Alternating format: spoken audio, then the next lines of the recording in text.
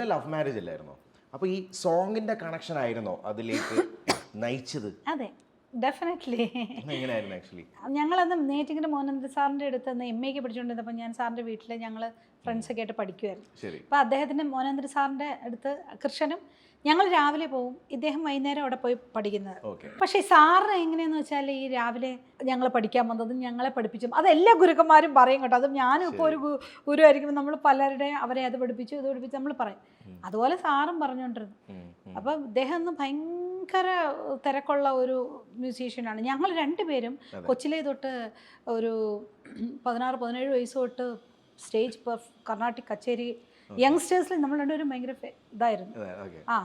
അപ്പോൾ സാറിങ്ങനെ പറയുമ്പോൾ അപ്പോൾ കച്ചേരിക്ക് എൻ്റെ ചേട്ടൻ, അദ്ദേഹം ഇപ്പോൾ പ്രിൻസിപ്പളാണ് ചെമ്പൈ കോളേജിൽ, അന്ന് വയലിനിസ്റ്റ് കച്ചേരിക്ക് വായിക്കാൻ പോകും.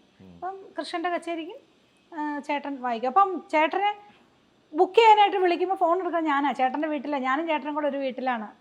ഇനി ബാക്കി കാര്യം പറയണ്ടല്ലോ. എന്നിട്ട് അപ്പോൾ പറയും, ഇന്ന് ഞാൻ മോഹനന്ദ്ര സാറിൻ്റെ അടുത്ത് പോയപ്പോൾ ഇന്ന് ബിന്നി അത് പാടി,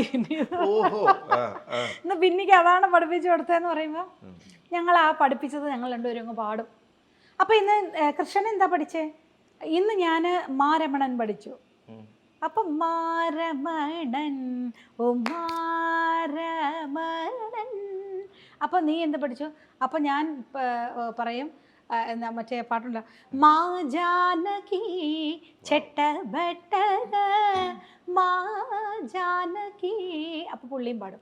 ഇങ്ങനെ പാടി പാടി പാടി ഞങ്ങളിപ്പോഴും 25 വർഷമായി ഞങ്ങൾ പാടിക്കൊണ്ടേയിരിക്കുന്നു.